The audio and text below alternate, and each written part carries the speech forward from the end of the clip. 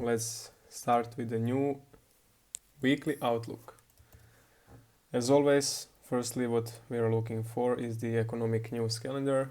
This week is going to be really interesting because last week the US government was down and there were not NFP news, other red folder news were tentative, and now we got three red folder news in 1 week.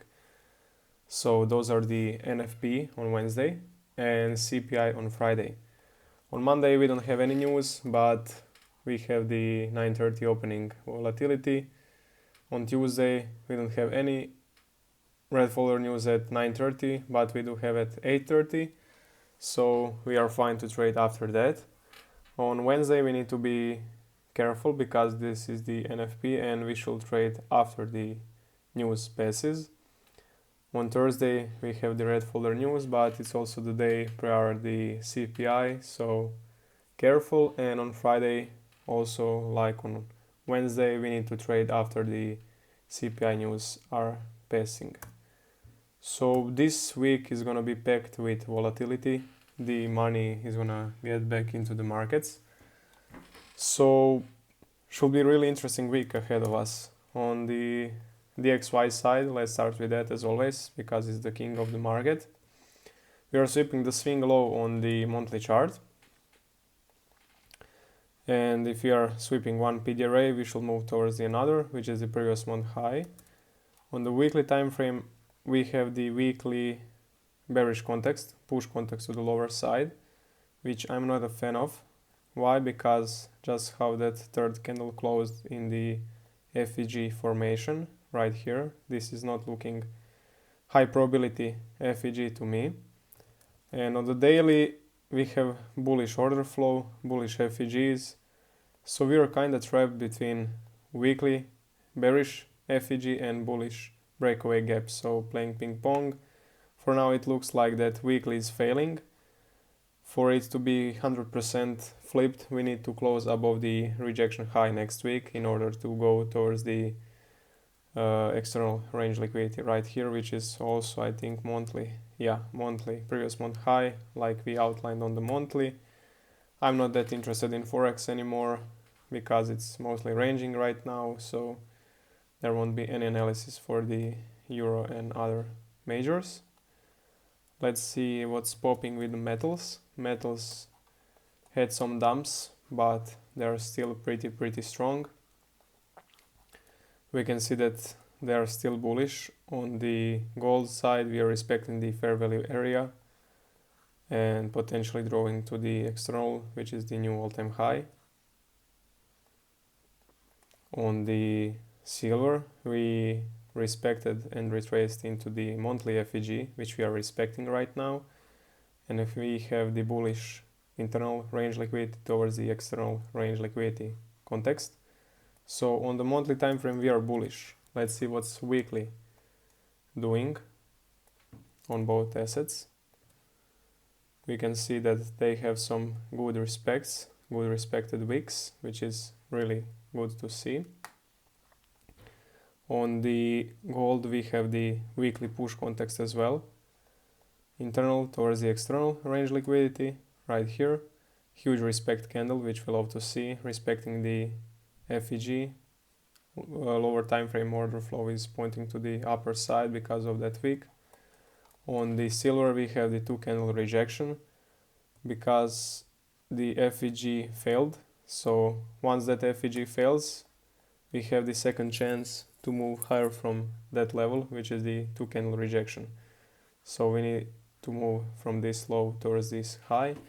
But just from this perspective you can see which asset is the stronger one, which is the gold. So we should be focusing on gold. On the daily side you can also see that gold is much more stronger than the silver, and now we're gonna go and explain why. So firstly, silver has two bearish levels on the higher time frames that it needs to disrespect. Firstly, it will need to disrespect the bearish FEG on the daily time frame, which is a big one, and it will need to disrespect the rejection high from this FEG that was filled. So we need to close above these two levels in order to confirm bullish side. So we don't have any resistances towards this external range liquidity. While on the gold side, we only need to flip this rejection high. Once we flip that rejection high, we don't have any resistance towards this external range liquidity. There is no resistance here, so the price should just pump like crazy towards that high. There is nothing that can stop the price from going towards the external range liquidity if we close above that. So it's always if then that scenario. We are only reacting, not predicting anything. So these are just the annotations that you can get like a clear picture of what I'm thinking if that happens. So for now we need to wait a bit more, but I'm going with the gold. I'm waiting for the next or some of the next candles to close above that high, disrespect that bearish level, and there is no resistance to going towards the all-time high. Let's see what the indices doing. They are constantly in consolidation, which I hate. On the monthly we are sweeping the swing lows.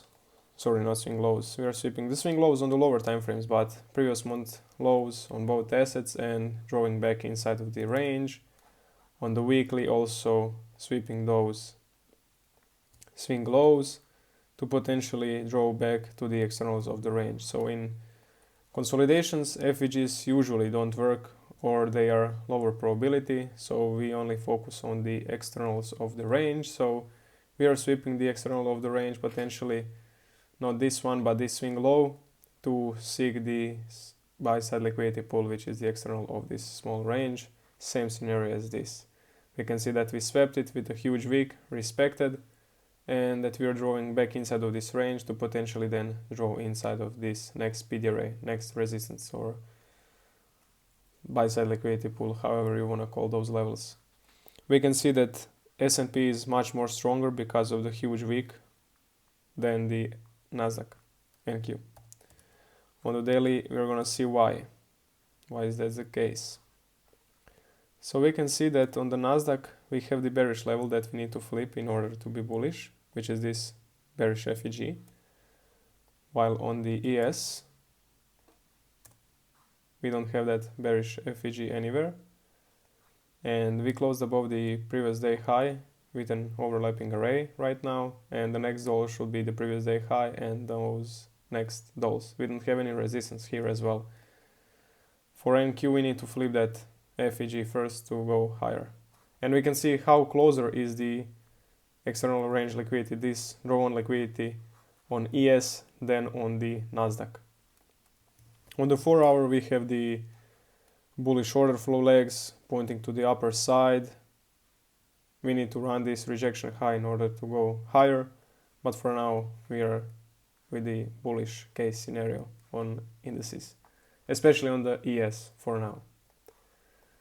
Now let's see what is BTC doing. It rejected and retraced into the yearly FEG, like we talked in the last weekly outlook that you can check on my YouTube. So we were calling that we're gonna draw inside of that 12-month FEG, which happened. We hit the overlapping array as well, so this could be the narrative to move higher from. But like you can see, 2026 is just opening up, same as 2022. I expect this year to be bearish, so some bad close, yearly close, but we are so early for that still. But this doesn't mean nothing if the lower time frames like monthly, weekly and daily are still bearish. So what can you see on the monthly chart? We can see this swing low. We can see that we are now disrespecting this swing low, running this swing low. And if we close with monthly candle below this low, that means that the next candle is expected to go towards this low, and then if this FEG, which is the fair value area right here, if this FEG fails, then we are going to seek the liquidity, this one, that created that FEG.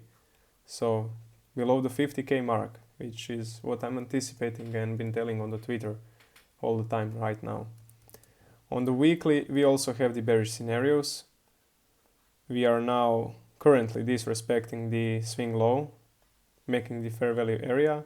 The close is going to be in 9 hours, but with that being said, we'll also have the potential breakaway gap that's going to be created in 9 hours. Because it's a gap, it shouldn't be filled, but it's going to be sus because of this huge wick. That means on the lower time frame we are a bit bullish, but still on the whole picture as a whole, when you zoom out, we are still bearish. And now we're going to create those two bearish levels as well. And we also have this one, overlapping array, so many bearish levels. And this swing low is not rejecting from any of this liquidity. It didn't swap this swing low, so that's why it's not that important in my opinion. Maybe on lower time frames it swapped some swing lows. This one is not. It swapped this swing low, but that's on a daily, so higher time frames always rule, like weekly and monthly. On the daily it's not that relevant right now, because on the weekly we have the context and levels, and on the monthly as well. For now we can see that it's like coming inside of this daily FEG, which is a tiny one, and I don't see anything clear here, so I'm just gonna be focusing on the higher time frames. You can see the clear picture right here. Because of this week and those bearish levels, we can get some consolidations like this, like it's happening. Ethereum is rejecting from the monthly FEG, this one, like I outlined that we're gonna draw into. So this level is hit, our draw on liquidity is hit. Weekly, basically the same scenario as BTC. Majority of the coins will create the same stuff because of that huge dump last week, this week. And it's gonna create bearish breakaway gap. On daily, nothing much relevant, just focus on the weekly levels. On the Sol, it is also disrespecting right now. It's not close, but it's disrespecting the swing low level, which means it can go lower. But this monthly week, is rejecting from this monthly FEG, which is a bit small speed bump in the road towards the lower prices. Weekly, it's gonna create again that breakaway gap, like setup that we have on all time frames, on all altcoins and major coins, and this overlapping array closing at 9 hours. Still bearish scenarios. On daily, we can potentially draw inside of this daily FEG, which is our narrative that can be used to move lower from, and that's where I'm gonna put the alert. So if you're going lower, we can go inside of that FEG. If you get the levels to short from, we can target lower prices. The one interesting coin is Aster. Aster is pumping like crazy right now, which is amazing to see. Hopefully CZ turns his ego on and this pumps to crazy prices. So now we are sweeping the basically all-time lows, but this is a huge monthly candle. The month just opened and we printed a 60% candle. For now we are respecting the previous month low, which is amazing to see. On the weekly as well, we are respecting the previous week low with huge respect, like really huge respect. I was really excited to see this. If we are respecting this swing, we should anticipate the previous week high as a draw on liquidity. So from swing lows towards the swing highs, sell side liquidity swept, buy side liquidity as a target. On the daily, let's see what's cooking up there. To confirm my state, bullish state on the Aster, we need to get the flip of this rejection high, just so we don't have any opposing PD arrays. It's looking like a disrespect right now, but once we get the close, there shouldn't be any reasons for price to stop Aster from going towards the previous week high. We will have this daily FEG, but the daily FEG is too deep inside of this fair value area. fair value area where this FVG is from this swing high towards this swing low. If we should move lower, we should move lower from this fair value gap, and we did so. We had some short trades in that context. So this FVG shouldn't be too relevant, so I'm expecting disrespect on this rejection high, and then potentially seek for the entries to move towards the previous week high right here. I would love to see some 4-hour entries to get in line. There is going to be created 4-hour FVG right here. That's also disrespecting the daily rejection high, but I would love to get a close firstly before that. And then we shouldn't have any resistances and should be a high probability trade. And that's the way I trade. Eliminate all the opposing PD arrays and trade expensive price action where the high probability trades are found. Thank you guys for watching this outlook. If you have any questions, feel free to tag me or DM me on Twitter, Telegram, Discord, whatever, and safe trading next week. Let's kill it. Peace.